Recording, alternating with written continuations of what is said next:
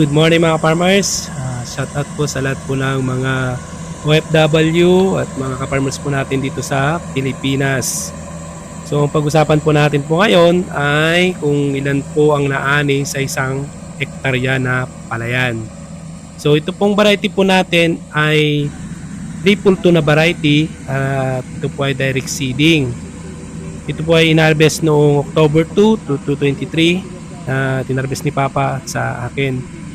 So based po dun sa ating APP na variety po ng palay, kapag transplanted po ito, mayroon po siyang average yield na 6.1 metric tons, no, per hectare. So sa maximum po niya ay 10 tons per hectares at 114 days po ito, date after sowing.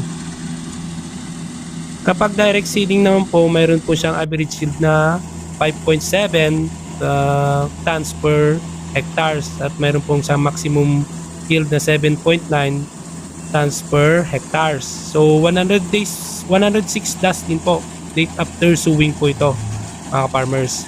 So yan po yung sa APP po na NSIC 3.2 na variety na direct seeding po ang ginawa. Sa mga farmers po natin alam po nila yung tsura po ng maganda pong ani po sa tayo pa lang ng palay makikita mo na kung ito po ay maganda po yung ani po niya. So yung tanong po natin kanina kung ilan po ang minimum po na inani ng normal po na nagpapalay po ay 100 po sa isang hektarya. Yun po ay normal po mga farmers. So normal po na pag-aalaga po ng palay. So dito po yung inani po namin ni Papa ay ang inani niya po dito sa 1 hectare po ay 103. Ako naman po ay 71 po yung inani ko po dito sa palayan ko na 1 hectare. So kung titignan mo talaga mababa po siya mga farmers. So ito po ay hindi po irrigated, pinapatubigan po, parehas po dun po sa aking tinataniman din, hindi po irrigated mga farmers. So yan, kita nyo po yung ani po natin dito na kukunti lang po sa tama lang po. So tanong kung may kinita po tayo, konti lang po yung kinita po natin dahil kukunti rin po yung ating inani.